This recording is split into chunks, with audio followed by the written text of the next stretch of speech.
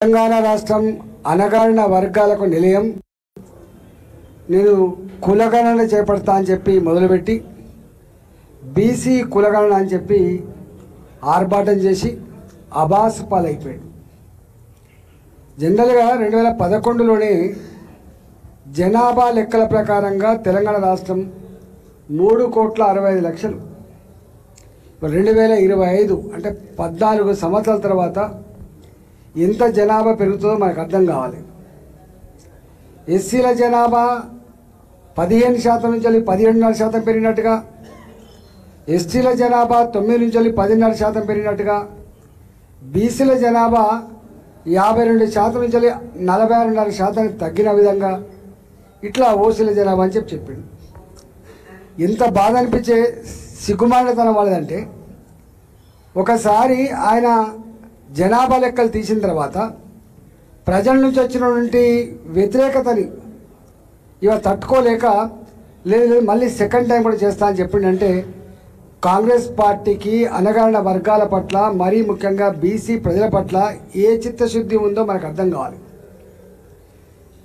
దీనికి చట్టబద్ధత లేకుండా, దీనికి టైం లేకుండా, దీనికి ఒక శాస్త్రీయ పద్ధతి లేకుండా ఇవాళ కులగణన అనేటువంటిది జరిగి కాదు, మోసగించే ప్రయత్నం చేసిండు. ఇవాళ దాని నుంచి లబ్ధి పొందాలనే ప్రయత్నం చేసిండు. కానీ పాతాళంలో ఇలా తెలంగాణ ప్రజలు పాతరేసింది ఆయన.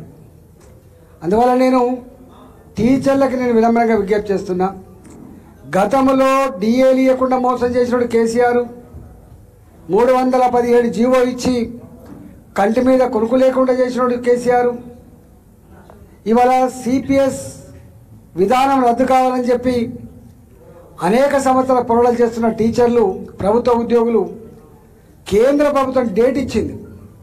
మేము ఈ రాష్ట్రాలలో మీరు సిపిఎస్లో కొనసాగదలుచుకున్నారా, పాత పెన్షన్ విధానం కొనసాగదలుచుకున్నారా అని చెప్పి ఆప్షన్ అడిగారు. కానీ ఆనాడు కేసీఆర్ గారు మేము సిపిఎస్లో వాళ్ళకు లెటర్ పంపలే. అంటే మళ్ళీ మోసం చేసినటువంటి పార్టీ అది.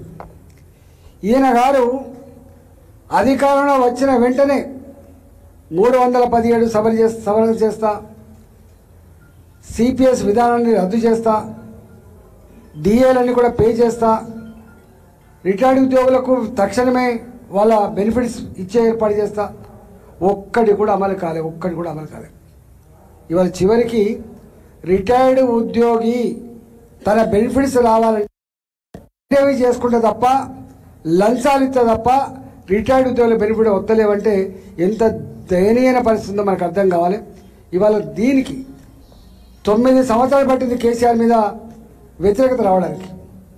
కానీ రేవంత్ రెడ్డి సర్కార్ మీద వ్యతిరేకత రావడానికి 9 నెలలే పట్టింది.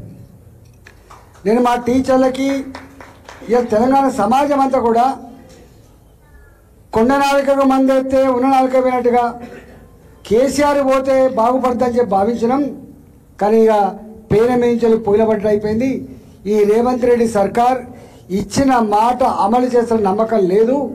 ఎప్పుడు ఎన్నికలు వస్తాయా బొంద పెడదామని చెప్పి ఎదురు చూస్తున్నటువంటి వాళ్ళు ఉన్నారు.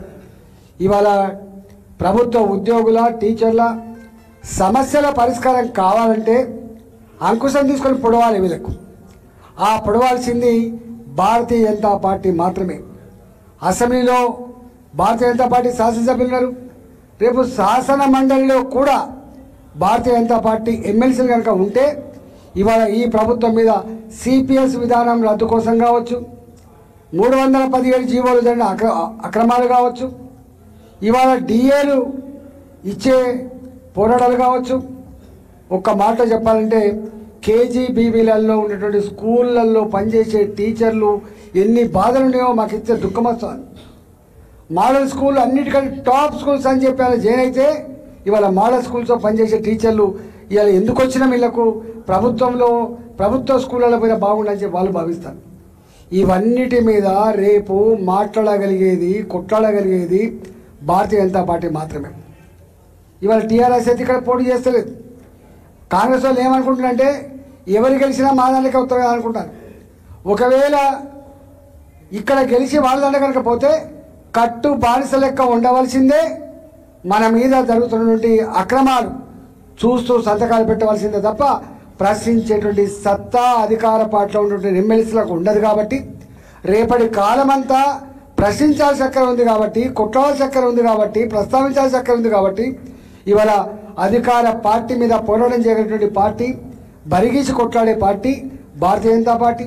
ఇప్పటికే 317 జీవో మీద కొట్లాడిన పార్టీ, డిఎల్ రావాలని చెప్పి కొట్లాడుతున్న పార్టీ, ఇవాళ కమిషన్లు తీసుకొని బెనిఫిట్స్ ఇచ్చేటువంటి దుర్మార్గం ఆగాలని కొట్లాడే పార్టీ, ప్రజల మీద జరుగుతున్నటువంటి దుర్మార్గాలు కావచ్చు, అన్యాయాలు కావచ్చు, వాటి మీద కొట్లాడే పార్టీ భారతీయ జనతా పార్టీ మాత్రమే. కాబట్టి దయచేసి మళ్ళీ ఆగం కాకండి, మీరు ఆగం కాకండి.